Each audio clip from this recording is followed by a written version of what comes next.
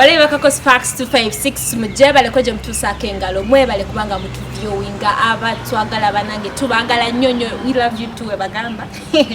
My beautiful name is Trace May, one of kako Sparks 256 show. It was celebrity patrol banange bya sheebahkarungi TNS Queen kama Bikyalanda mukwano yagala okubimanya bikyalimo okukutuna efe tuyina obigetuyina naye nga sinaba kubanga kutola molega sheebahkarungi njagala twewombeke abakatu ikiyo na je muli je musinziro kubanga mtulaba njagala tusanyukire wamu tu congratulating Archbishop waffe omupya Archbishop Semwagerere Paul era nga yadidde Archbishop waffe mukama gwe yawumuza era nga tumusabira umule ekiwumule ky'emirembe Archbishop Kistorwanganga mukama yamuyita ngenaku z'omwezi 3 omwaka oguwedde omwezi ogwokuna abakatu ikitwali mu kiyongobero eyo time ebera to welcoming Easter banange buli mukatuliki ngoli mukatuliki ebyaddala mukwano omanyi munange kiyongobero kino engege kyali kitwala mu speed naye anyway mukama yasalawo esawa yonna wayitira omuntu abamuyise tuba tukkiriza nti ekyamutumibwa okukola ku nsi aba akikoze. Archbishop gwe twogerako eyalondeddwa azaalibwa enaku z'omwezi 3 omwezi ogw'omukaaga 1956 ng'ava ewaffe eri Kasana Luweero. Tujjukire nti n'omugenzi Archbishop Kizitorwanga gye yali aveeyo so abakasana Luweero oye mmwe muliko era ng'abaana nzaala yeeyo mmwe mukiriko so abakatuliki ennaku gye twali tulina yessaawa muyogeyoge including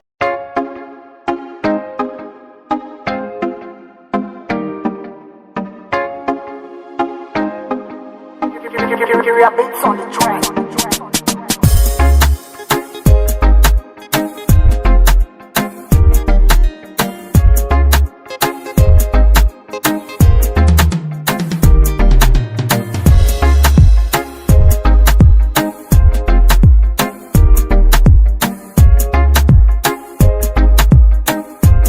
Sheebahkarungi ngawe nakugambye nti amawulire ge galina gandi wano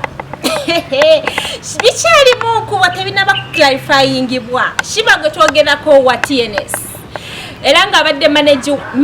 we twogera nti abadde manager we because biri mu nkubo nti bayawukanye have taken parts different parts naye nga tebanaba kuvaayo to clarifyinga so manager wa Sheebah ye Jeff Kiwa amanagers abayimbi banji era nga ekitongole kyabadde akoleramu abadde akola mu TNS tujukire mulimu abayimbi banji era Sheebah ono okujoininga TNS yali avawa mu obsessions as a dancer so ndoze eri teba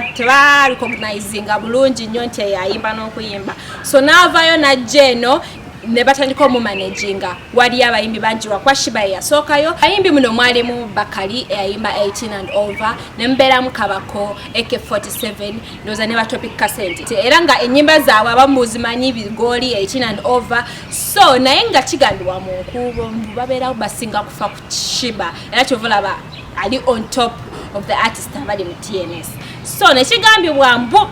by the time ya joining la TNS Jeff Kiwa yali amaze okuseparatinga ne ba Radio and Weasel ebintu bye bali bakoze babiri baba basatule Radio and Weasel sako ne manager Jeff bya separatingibwa era nga Jeff Kiwa simbu musajja mubi era ebintu ebu yabibalekera ekigambibwa nti mulimu n'ettaka ly'ekagga gye baziika omugenzi radio so netugamba recently awo Sheebah yali akoze cruise gaisa abantu gagena collaborate cruise so na inviting abantu bakole bookings ezenjawulo kyetutamanyi eno cruise naba happeninga oba Jeff Kiwa yali of course managing oba ali into this event kyetugamba ennyumba ya Sheebahkarungi enalugenderamu oba ngengeri Jeff Kiwa jaina omutima omulungi anagimulekeranga engeri gye kali nti ebintu ebimu yabirekera ne ba Radio and Weasel so ne ba nakola ebirala era ayo gye yava oluguudo lw'entebe n'akola atya n'alwesonyiwa Jeff Kiwa ne badda mu kukola ebintu ebirala n'abayimbi abalala be yali nabo nga ba Sheebah kati ne badda sayidi ze mu nnyonyo era eyo gye basinziira kyetutamanyi but eryato lya Sheebah oba sinye zentalo oba byebibu ku bye tugenda okufindinga out wekibanga kituufu bayawukanye tugenda kufindinga out ebya Sheebah byebiriwa ebya Jeff Kiwa byebiriwa kakati mukwano obanga olyeyo nga Sheebah yali inspiring naye ng'ennyumba siye mukwano ke kaseera okolota olindirira ebyo nga bikyali awo naye twagala tubajjukize nti Sheebah abadde becomes one of the best artists, believe it or not, nga eno push eri behind ono musajja Kiwa era nga abadde managing for quite a long time era yamufudde abasinga kibagamba nti yamufudde kyakola ki kyali. So separation wejja hours neno tuba tutunulira ne tugamba nti Sheebah anajjawa management oba manager agenda omukwasaganya oba okumutegeera nga Kiwa wada mutegedde. It's going to be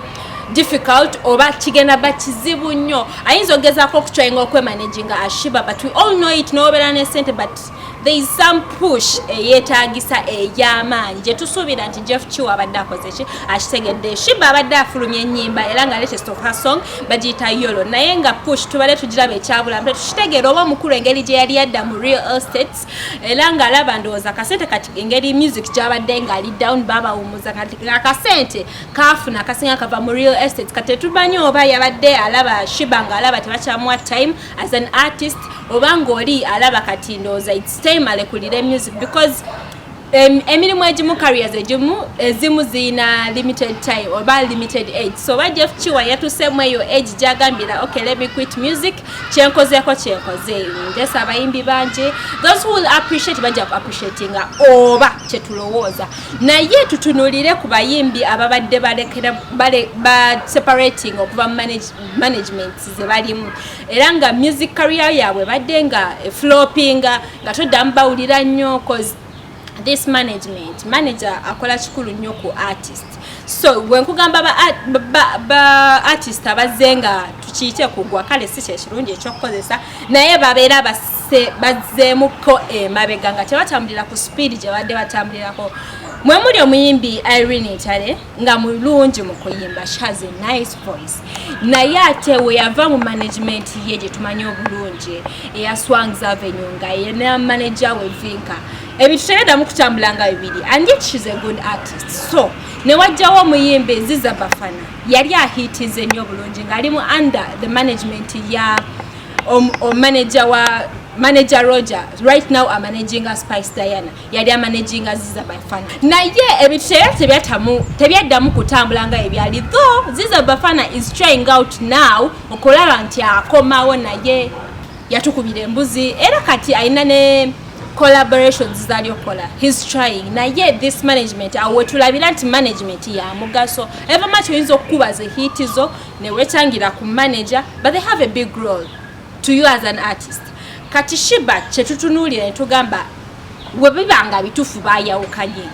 agenda kikolaata. Will she be able to manage herself oba agenda anoonya manager oba already yamufunye dda amutegeera mayina abantu abamu batomeza. So ayinza olowooza akutegeera in the first place naye omuntu awakinze nawe for years and years aba akutegedde mukwano era kizibu nnyo okufuna omuntu agenda okumanaginga because you're a big artist now. Kati wetugambira nti anaabaawa because Irene Ntale omutunuulira abamu bagamba she's a good artist ayimba bulungi and if you to compare them vocally ne Sheebah Irene Ntale is better. So olaba Irene Ntale vocally ali better than Sheebah ali bwato. So about Sheebah bwanguba toti maso there is an advantage here ne disadvantage. Sigena kwogera nga Sheebaholic naye just ngamba singa ba Sheebaholic batuuleyo ne bagamba omuyimbi waffe kale kati agudde oba sisemu kemabega. This advantage egenda okubeerawo ejja kwolekera omuyimbi Spice Diana. I'm not talking as a Spice gadget. Mufuna bulungi manager Roger wanaba akoze omulimu gwalina okukola nga manager edi Spice Diana she'll be the next thing after Sheebah okuwaako. Okay, she is a big thing naye singa this female artist aba avuddewo on the runway tugambe runway tudeeteki then Spice Diana will have all the advantages. On to Spice Diana kaneba artist abaliwo abalina management eki enungi bwe baba nabo baba banejinze bulungi. Since this tugiyita competition eri off business because kigenda mutwalira time, believe it or not, kigenda mutwalira time okufuna omuntu agenda omutegeera okumuzza mu line n'okupushinga her music. So these other artists bayina time okumakinga sure nti bayisa Sheebah wabadde. We call a Pon Uma Uganda Musicians Association ekwatire wamu to talk to artists nti enjawukana si nnungi apart from okwogerazaganya ne mumanya where the mistakes are ne mu working together ne mulemate kwawukana kubaka tunagenda bwetuti nga twawukana bwawukanya tewajja bawo good music. Era wabayo nga waliyo ensonga endala omanyi bagamba manager omusajja n'omukazi wabeerawo chemistry aliwo katusuubire si yeeyo ensonga. So ebitongole ebyo bikwataganire wamu kuba ffe twagala music kubanga omuntu ne waba tamanyi bulungi kuyimba naye nakuba music ng'alina ne management ennungi it will be a hit. Ebyo nga tubitadde ku bbali njagala kwongerayo ne Jazz Awards. The different awards ezize nga zi happening wano mu Uganda. Waliwo ne zi High People Awards that are soon happening and then Jazz Awards zigenda happening this weekend nga abantu babaddeyo nga bagamba ba artists tebakola. They've taken almost 2 years nga tebakola, so they don't have food. Abalala baba banja rent, abalala baina audios sente ezikola videos zikyababuze. So how can you organize the awards nga tekuli yadde sente like amount kuliko just bagenda kuwa the janzi nga bweri bagikuwe bakuwe award ogenda ogitimbe nga ne mu nnyumba mogitimbe mazima ddala bakubanja. So Stanbic Bank we yavuddeyo nekola ekiwandiiko negamba we as Stanbic Bank we're going to be offering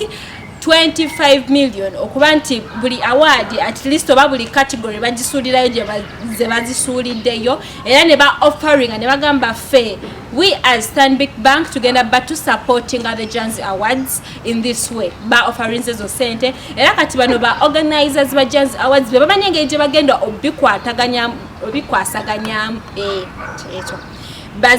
bazifune engeri gye bazitematemamu so that to see that every category efuna percentage zino because newaziba million 5 newaziba meka oli newasasulako ku rent oba kale na pushing a music Jazz Awards zigenda kuba zi happening this weekend anyway wezinaba ziwedde fe tugenda batukuleetera feedback anya wangudde anigwe bakubya kakula nesere mekazi bafunye obutatwala awards nkalu. On a side note kitalo nnyo ekya mama baby kubanga ye era naye teyamuyise we yali apostinga yagamba my baby mama senga ali mkazo yandi gambia I've lost my wife kitegeeza nti ekibagatta kyali mwana era nga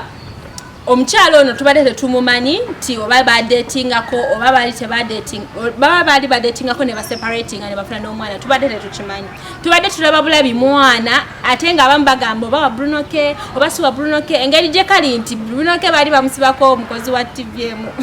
faida nakazibwe naye kyavudde nekitegewa ono yali mu relationship nono omukyala era product yavaamu yali ya mwana wa buwala ayina emyaka 2. So omwana ono engeri gyatandika okulegako ku different social medias eza Bruno K abatinatandika mubuuza omwana olumu nga tavaayo ku clarify nti oba omwana we era nga abamu baali bamanyi ono omwana si wa Bruno K naye of the late abayimbi abamu beegaana abakazi naye kureke ekya happenings ekibi nnyo naye ate Bruno K we yavuddeyo n'alyoka tuklarify nti ono ye maama azaala omuwala ono gwalina ye so sad nti mwana wa buwala era kiba so challenging omusajja okuza omwana obuwala especially at that age era tumusabira mukama mwe courage asobole okuba nti akuza ono omwana omukyala agenda kubaziikibwa era nga tujja batukutuusaako all the details on Kakospaspa Super 6 era tusabira mukama munze ekimulu ekimu kulika baby mwanange kuliko mwana you are low vibe eri wansi bampita tata kakati wangu okuze Reiji yakula dda naye ng'essaawa ya welcominze omwana owokubiri baby girl kulika busukaali obwo naye bugenda kuwuzumya ojja butegeera omukyala gwabazaalamu omukyala gwabafuutulamu basukaali baneeno ayitibwa Annabell tulina omugisha so Annabell together with Reiji welcominze omwana owokubiri era nga naye baby girl banange congratulations after a period of 1 year banange Reiji okikola otya okuba nti emipiira gineeno after a period of 1 year gwenga okubyewa kati aba yamufuna mu bbanga kibangange anyway kyonna kyekiri ye yafunye sukaali so congratulations Reiji bwenkongerayo mu mawulire amalala Frank Gashumba Uganda's tycoon yavuddeyo oluvannyuma lw'okubeera nga yayitibwa ku bbaga ya Pastor Haji Alojja Bugingo n'ava after that n'atugamba agenda kuba afulumya list oba olukalala lwaba exibe ba exibange bonna bafa ababe bakyaliyo n'atugamba agenda baba fuluma lwansonga abannayuganda mususizza okumulangira mbu Gashumba wakawala otulaga kamu tozaalayo tetuwulirayo mbu bunnange congratulations to my baby boy tetulina kyetuwulira kwegamba kikulaga nti nooli musajja kugumiddewe tetuwulirayo bwokuba mu nnyumba nagamba hold on ngenda bandu fulumya nswaze basitaani kubanga bwe bamwogera ebintu byumba basitaani nswaze sitaani mbagambe mukwano siina kizibu but just because ebizibu by'abaagalana oba ebibeera mu families marriages oba relationships abantu balina ebizibu bingi lwakuba babisirikiridde bagubina n'agazibu gaabwe because of respect oba ne ba family members oba ne bamikwano nti ginagamba ki n'agamba nze sijja kukikola ekyo sijja kubeera mu bufumbo nga siri musanyu olwokuba nsanyusa public n'abafamile nabagamba ngenda bambu fulumyayo era sigenda banga mwogerera bingi wandibadde omwewulirirako marriage bantu bangi bali mu bufumbo lwakuba ekaba n'agamba batya bantu bali mu bufumbo lwakuba kyakye n'egamba etya nengofa mulimu abasajja abasezi ng'asula mu nnyumba ng'atambula ate olumu bwemuna ntabula nja kupostinga ebifaananyi byaba ex bange byonna mukakase nti ono omusajja yavuga zirambo jini ze Ferrari zokka bwe muli ntabula olumu nja bipostinga kuba byonna nkyabiina no one can lecture me on this nobody nina personal challenges nganzi nzina personal challenges nga mmwe mwenna naye kummwe teri wali anenkanya mirembe nze neebaka mu kitanda kyange piro zange 6 musuuka zange enjeru 7 thread